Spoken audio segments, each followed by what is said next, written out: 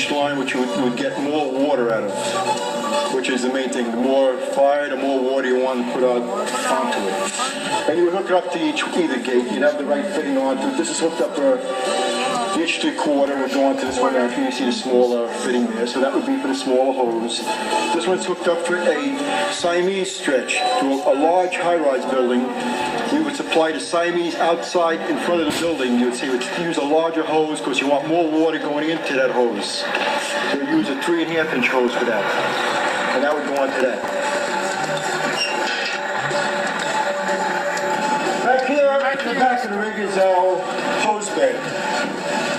We have inch 3/4, 3.5-inch, and 2.5-inch hose.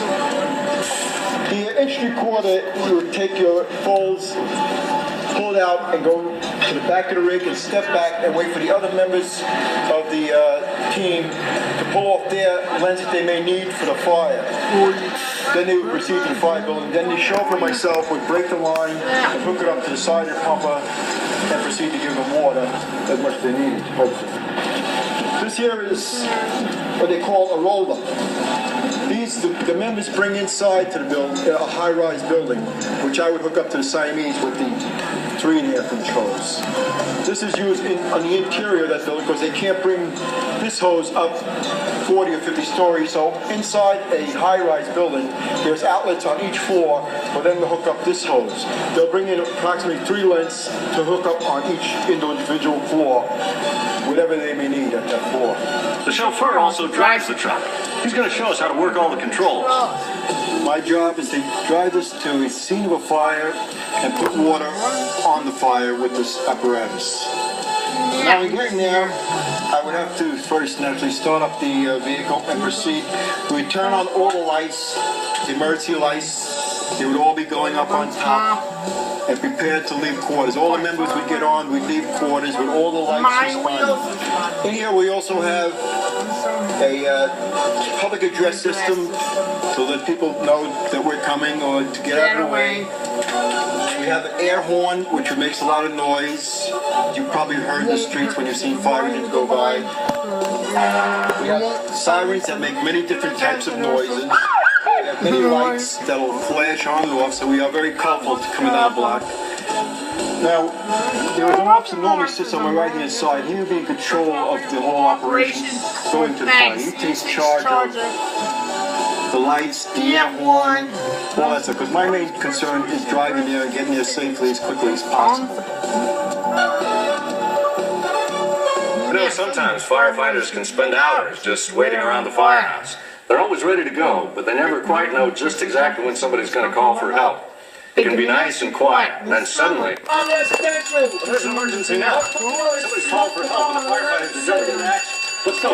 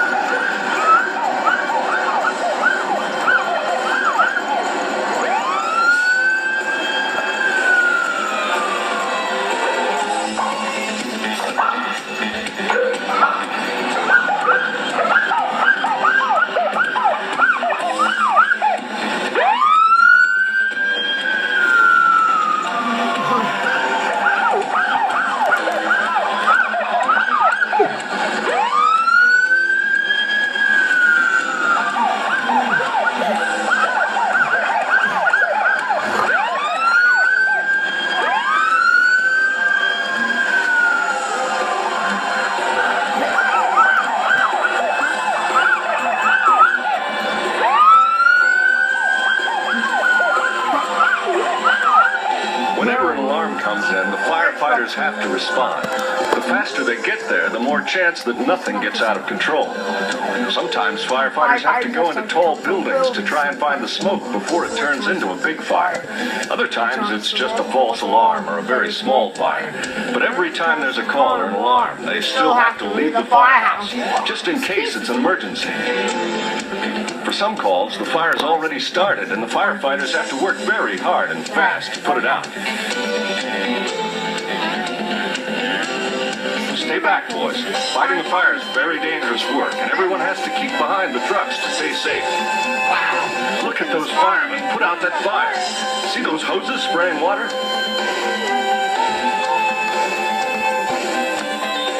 Guys, one of the most important pieces of firefighting equipment is a ladder truck. It has a bucket that can spray water directly into a fire. And it can help save people that might be trapped inside a house or a building. And each ladder truck has a supervisor who'll make sure everyone does their job. Lieutenant Kozlowski's in charge of this truck today. I'm the officer on duty in the ladder company today, also known as the truck company. Most firehouses have two different kinds of apparatus. One of them is an engine. An engine is equipped with hoses, and it has its own pumps. The pumps pump the water to the hose, and the hose puts the fire out. Our ladder company is a little different from that. Basically, in a nutshell, is we would do everything else but that. We bring the tools to the fire operation. Some of the tools that we have on the truck you've already seen today. We have torches to cut things open. We have hand tools to break things if necessary. We have hooks to pull things down. We have a tool called the Jaws of Life, which is used to help rescue people from car accidents. And we have this big piece of machinery right here known as a tower ladder. In fire departments, there are basically two different types of ladders. There's an aerial ladder, which is basically one big long ladder, and there's a tower ladder, which we have on the end of ours, a thing called a bucket. The difference between an aerial ladder and the tower ladder, which we have, is the bucket can have people inside of it. We can use the bucket to put firefighters up where they're needed, or we could put the bucket up to get people if they need to be rescued and brought them down. One of the most versatile jobs that the tower ladder can do is, although we can't pump our own water, we need the engine to give us water, we can take this long ladder on top of the truck and extend it up to 75 feet high and use it for what we call an outside stream, like a large outside hose stream to put out fires from the outside. When we arrive at a scene, the first job of the officer, myself, and the firefighter assigned to drive was known as the chauffeur.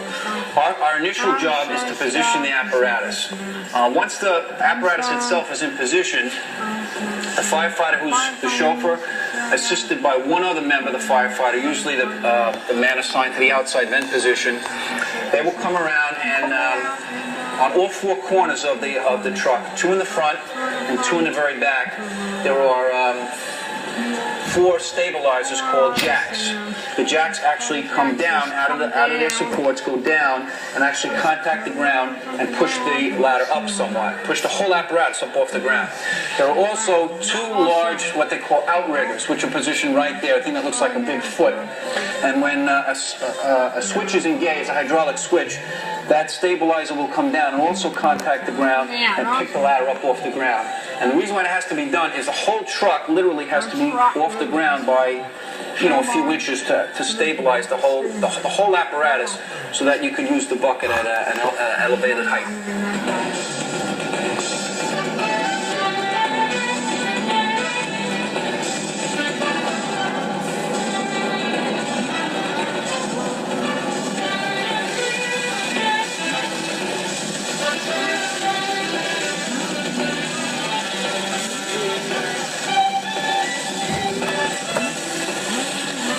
Drop the line down.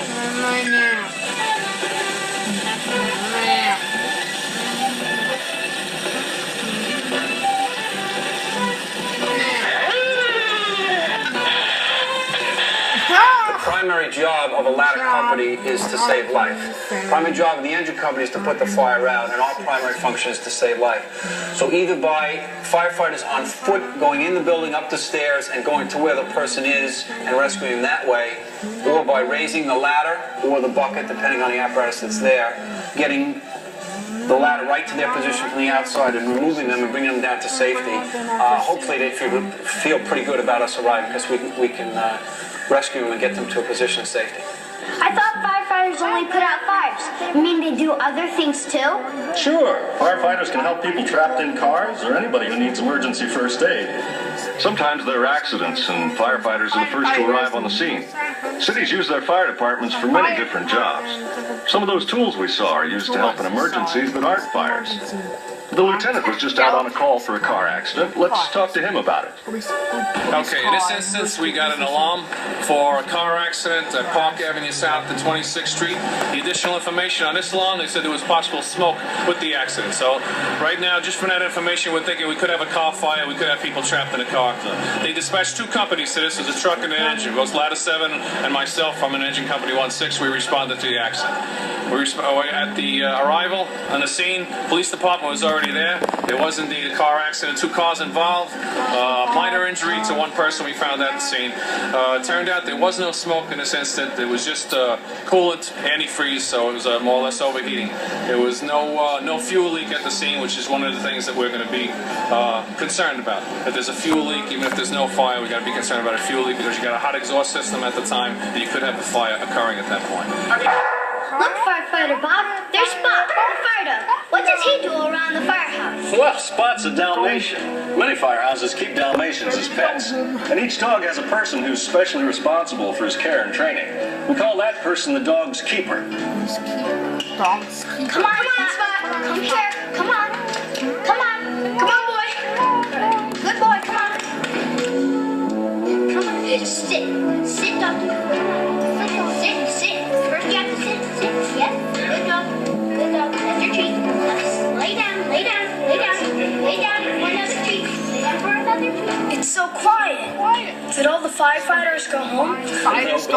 We firefighters have to stay here all the way to the end of our shift. We stay right here at the firehouse. In fact, sometimes we even sleep here if we have an extra long shift that day.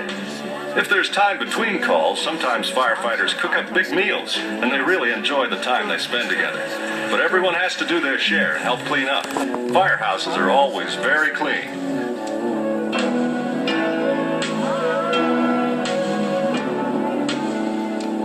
Sometimes the firefighters watch training programs to educate themselves and help them do their jobs better. But no matter what they're doing, if that call comes in, they all have to get up and go right away. That was great, firefighter Bob. We ought to be firemen. What can we do? Well, you're both still a little young yet. But in a few years, who knows? We've learned a lot here today, but now it's time to say goodbye. Hey, look, here goes some of our firefighters off on another job. What?